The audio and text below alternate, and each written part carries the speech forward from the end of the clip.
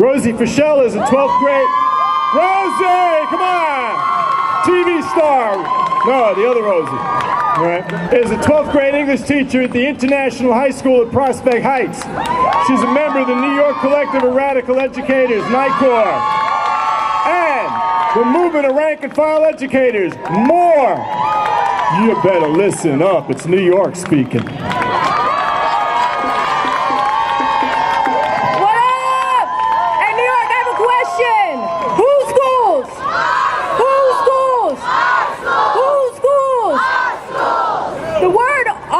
Is very important. It's what makes us who we are, and it makes us stronger, and it makes us be able to create the schools that our children deserve, right? When I listen to my students, I become a better teacher, right? I don't need no advanced evaluation system. They assess me every day, from my outfits to my teaching, right? They say to me, "Hey, miss, did you gain weight?" And I'm like, "Oh, miss, I really like that book." Or, "Miss, your homework is mad boring," right? Or they'll be like, "Miss," "Miss, why are you so angry?" And then I'll be like, "I don't know. That's a really good question. I guess it's because I love you and I really want you to do well.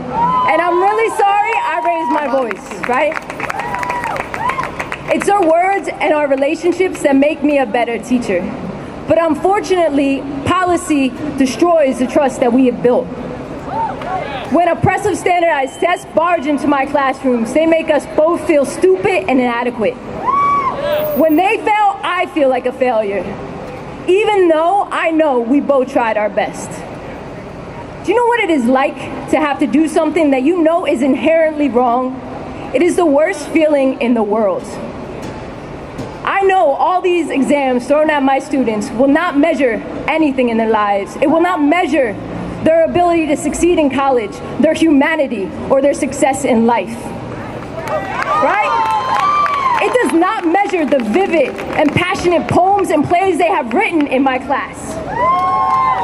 It does not measure the ways in which they have learned to build healthy relationships and communicate. It does not measure their sense of social justice and self-worth. That is why my colleagues and I refuse to give the ELA performance-based assessment. We will not allow politicians to dehumanize and demoralize our students. When we get too far away from the R, it is when we harm our community. It's when politicians create schools they will never send their children to. It is when we get disconnected from the struggles of the people and we forget to ask the questions of why. Why would a family risk their lives crossing a border to be treated like second-class citizens? Why does New York have the most segregated schools in the entire country? Why are most of the students in New York City of color and most of the teachers white? Why does the mayor have complete control over our schools?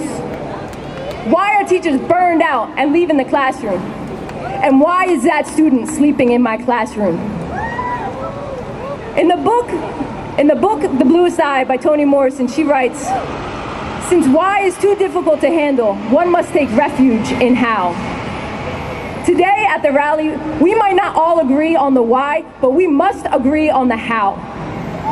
How do we build trust and partnership among parents, teachers, and students in order to build a movement that will not only hold politicians accountable, but that will truly put parents, teachers, and students first?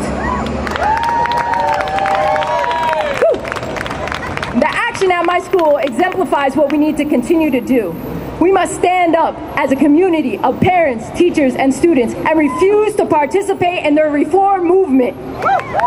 We must organize locally and use grassroots organizations that are here today as our foundation. We may not have the money the reformers have, but we have the people, we have the knowledge, and we have the power.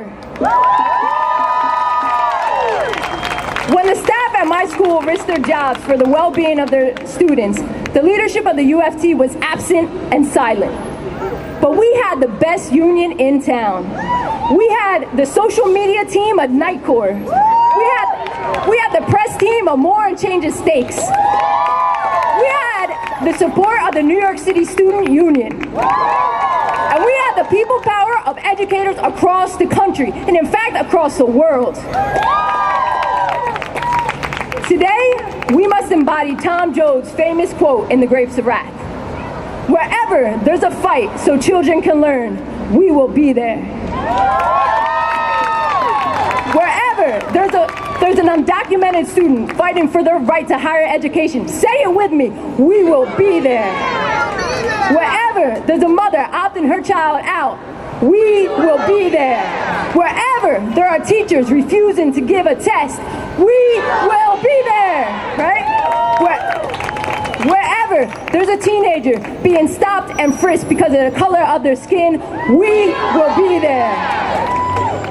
Wherever there's a fight for quality public education, we will be there, right? These are our schools. This is our fight. We are the union. The time is now, and we are ready. Thank you.